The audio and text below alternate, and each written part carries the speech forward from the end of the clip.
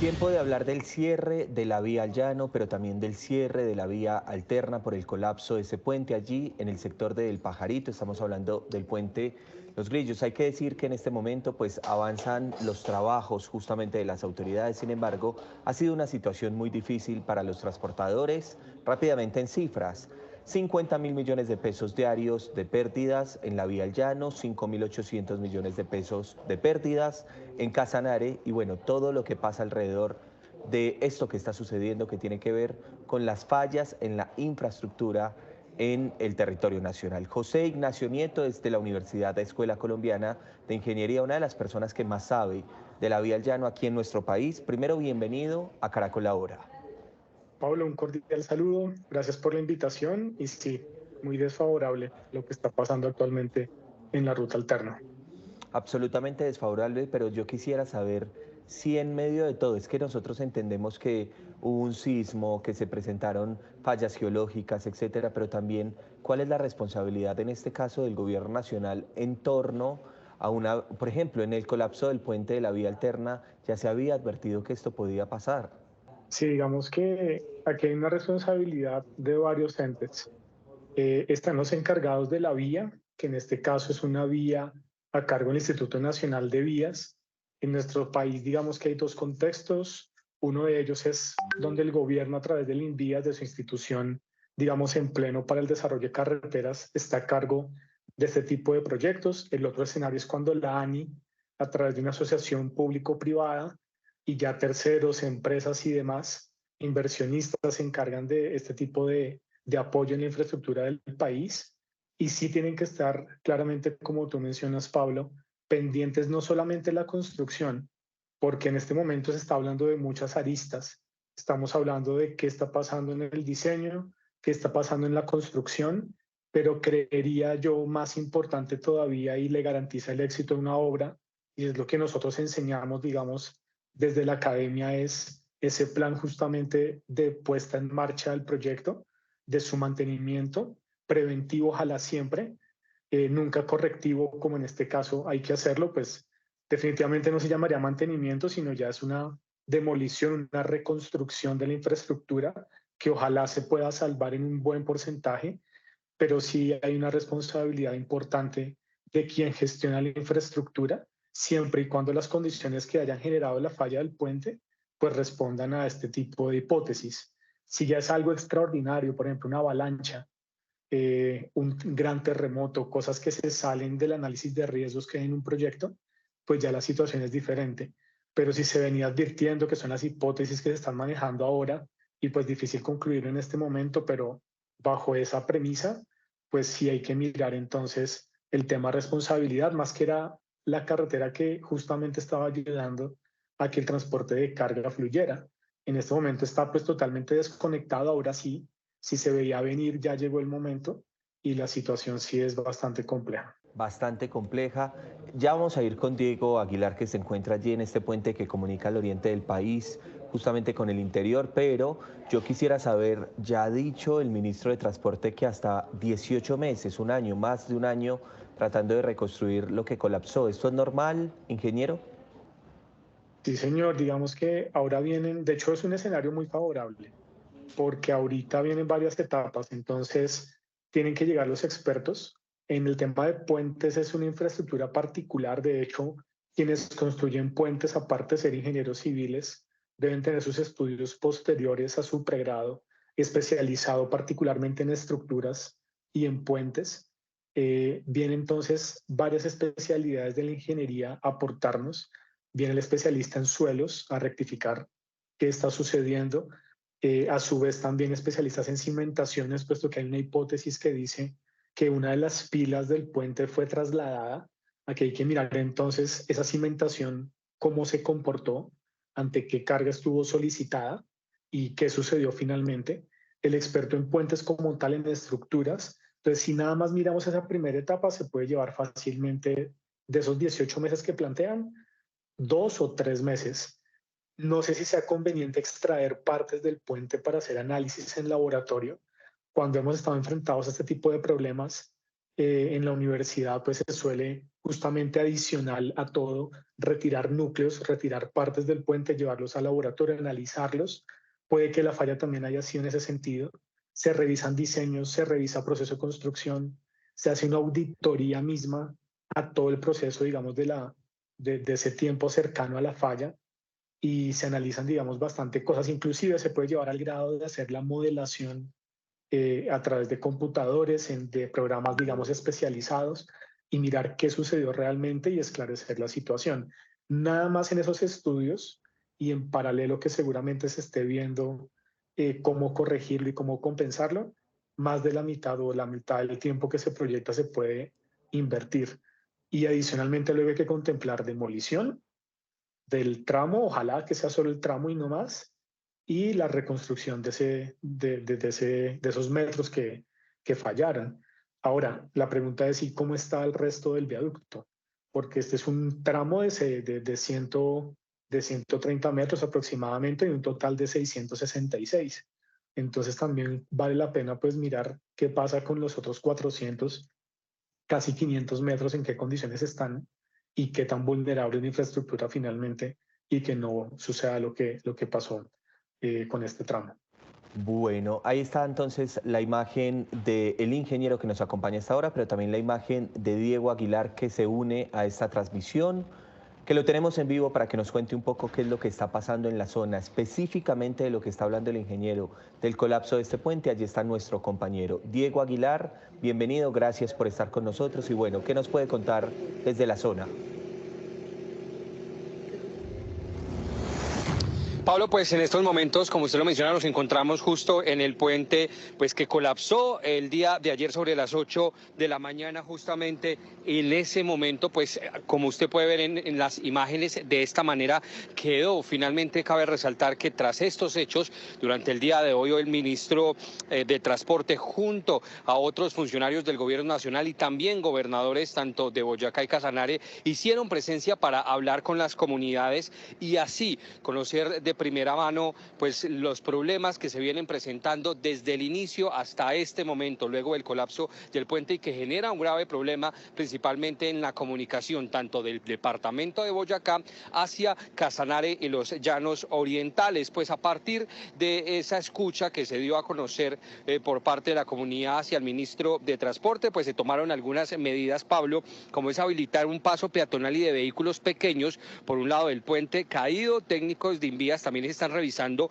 la vía Bladó Hondó, esto es la Barazal Grande, es un municipio muy cercano a este punto de Pajarito, para que se pueda transitar con una restricción de capacidad, es decir, vehículos que no superen ciertas toneladas. También pues la comunidad hizo un fuerte llamado al gobierno nacional porque esto es un problema que viene, como lo decía el ingeniero, de hace años. Ellos ya habían advertido sobre las fallas que estaba presentando el puente a través de diferentes procesos legales, a través de tutelas directamente al Invías y también al Ministerio del Transporte, pero no recibieron pues respuesta. Sin embargo, la comunidad sigue esperando en este caso una solución tras la caída del puente y por supuesto buscar la manera de atravesar de este punto donde nos encontramos hasta el otro punto para llegar a sus lugares de destino. Mire, Pablo, yo le muestro uno de los puntos precisamente que ellos hicieron improvisado, que es una trocha por donde en estos momentos están pasando, arriesgando su vida para poder llegar al otro punto de la zona de Pajarito, esta en la vía exactamente de Cusiana. Es la forma y la única forma que tienen ellos para atravesar, para llegar de alguna otra forma a sus lugares de destino, a citas médicas o también llevar alimentos para sus familias. Usted está viendo en estos momentos en pantalla cómo ellos decidieron pues hacer este paso peatonal un poco improvisado y también pues arriesgando sus vidas. Allá vemos de hecho una de las personas mirando una de las fracturas que tiene el puente, pero esta es la situación real que se vive a esta hora en el departamento de Boyacá, justamente aquí en este punto del puente de los Grillos, en la vía Los Cruceros Agua Azul, en la transversal Cusiana. Pues Pablo, estaremos muy atentos de lo que suceda en el transcurso de la tarde tarde y por supuesto de la mano de la comunidad escuchando los problemas que se vienen presentando y que ahora tiene que enfrentar a partir de la caída de este puente que finalmente le genera muchos más problemas a la comunidad, en este caso del departamento de Boyacá, y también que mantiene incomunicado a los llanos orientales. Diego, ¿hay forma de que le preguntemos un momento a este señor que me llamó mucho la atención porque él está mirando el puente? Ellos habían advertido lo que estaba pasando allí, le habían dicho a las autoridades. ¿Hay forma de que le podamos hacer una pregunta? Y si mañana también va a haber una reunión importante entre los gobernadores, el gobierno nacional. Entiendo que va a haber precisamente una reunión con la comunidad nuevamente, va a ser un PMU de las autoridades del gobierno nacional y también de autoridades departamentales y también municipales con el fin de seguir escuchando, en este caso, los problemas que afectan a la comunidad. Hay algo importante que se me olvidaba mencionarlo y es que el ministro de Transporte, frente al tema económico, aseguró que muchas cosechas quedaron pendientes pues de ser llevadas directamente a sus lugares de destino. Otro producto es el tema lácteo, porque usted recuerda que en Boyacá es uno de sus productos insignia, y eso lo que está buscando el gobierno nacional es comprarlo y venderlo de alguna otra forma para garantizarle económicamente el sustento a las personas que han trabajado durante meses para tener ese tipo de productos. Es por esa razón que fue otro de los anuncios importantes. Y finalmente el ministro de Transporte cogió todos esos problemas, todos esos llamados de atención que hizo la comunidad y los trasladará al Consejo de Ministros, que se está llevando a cabo, lo que nos indicó él en la presidencia, para tener una respuesta final si habrá o no una emergencia económica en el departamento del Meta. Bueno, pues muy bien, ahí está entonces la situación. Diego, muchas gracias por estar con nosotros. Despedimos a Diego. Esta es la imagen en vivo, en directo aquí a través de Caracol Ahora. Volvemos con el profesor, el docente, el ingeniero José Ignacio Nieto. Pues José Ignacio, ahí estamos viendo entonces la magnitud, la gravedad de lo que está pasando allí en esa zona.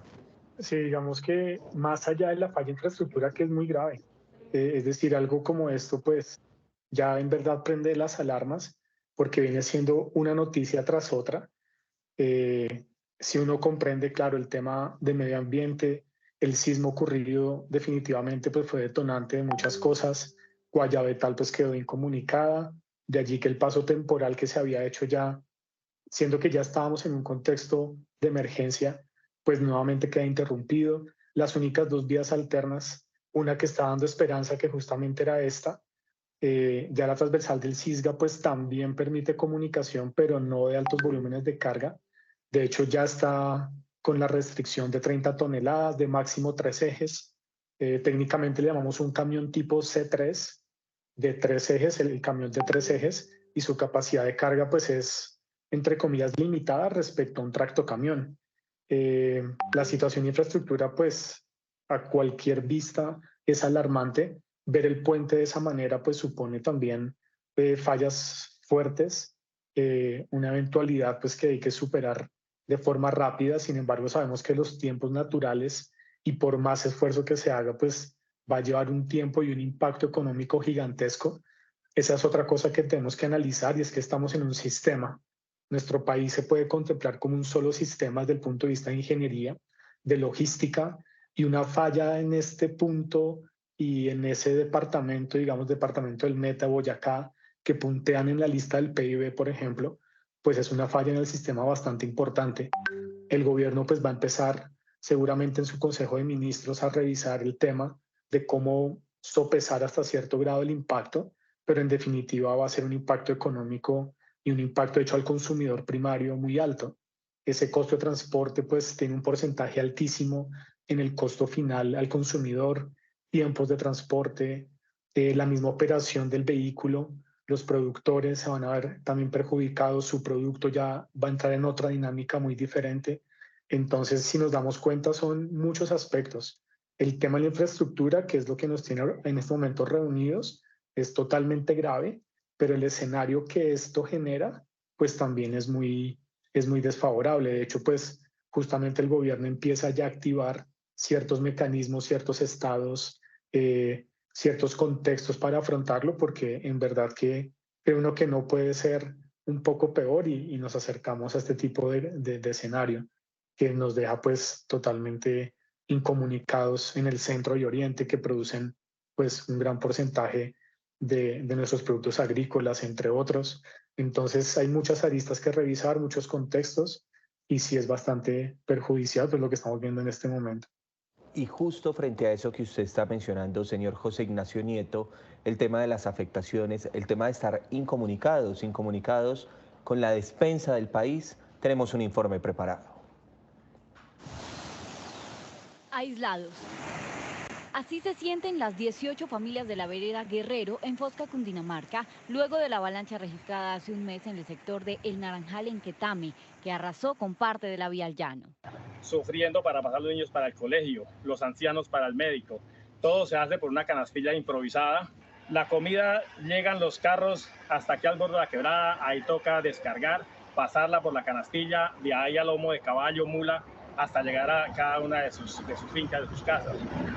Para llevar a un anciano al hospital toca traerlo hasta aquí y de aquí subirlo a la canasta y pasarlo al carro para poderlo llevar al médico. Se nos dificulta para pasar. Ahorita se cuadró ahí esa mini canasta arriesgando para pasarlo, pues porque no es un transporte muy seguro. Hace unos meses transitaban por este puente. Ahora dicen correr peligro al tratar de pasar con estas maniobras. Cuando no llueve, pues no hay problema porque los animales, todos los caballos pasan por el río, por la quebrada. Pero resulta que con tantico que llueva, ya la quebrada crece y es imposible el tránsito por acá. A este dilema se suma el cierre de la vía al llano. Carecen de alimentos y la forma de transportarse. Estas familias piden soluciones a la gobernación de Cundinamarca y a los entes de control en la región.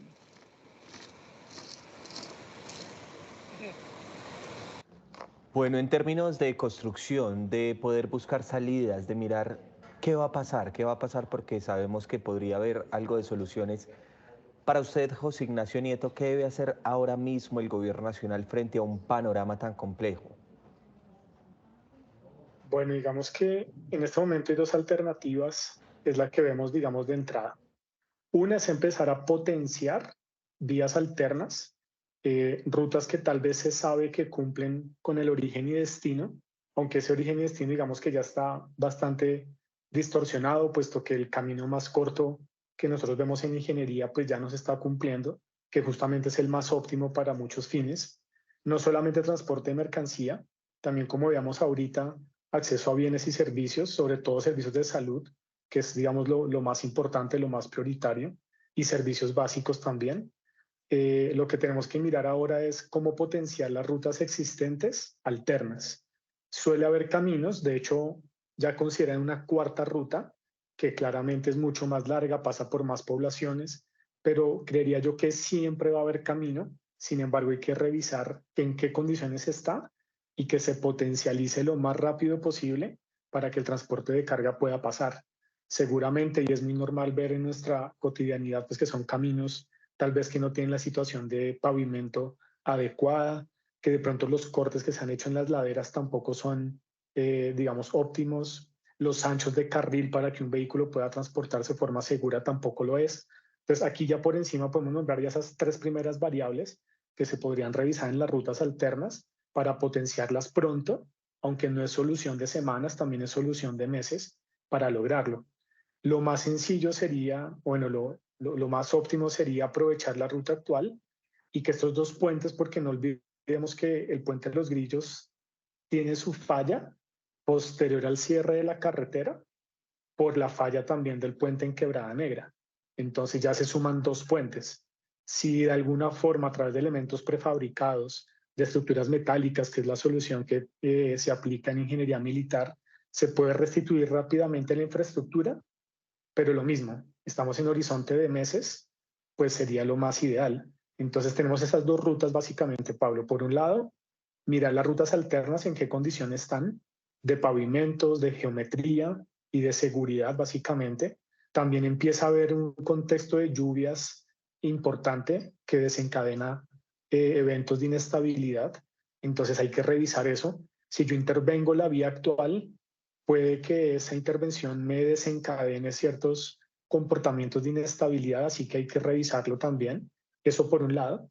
y por el otro intervenir rápidamente el tramo del puente que falló, hacer la revisión pertinente y volver a reconstruir ese tramo o poner un tablero, digamos, provisional para que los vehículos puedan pasar, pero claramente no es una medida pronto ni rápida, sino que va a llevar al menos unos meses también en cuanto se diseñe la infraestructura y se ponga en sitio y empiece la operación nuevamente del corredor. Entonces, de entrada, pues veo esos dos escenarios. Y también empiezan a escuchar opiniones en lo cotidiano de otras rutas. Entonces, ¿por qué no una ruta nueva?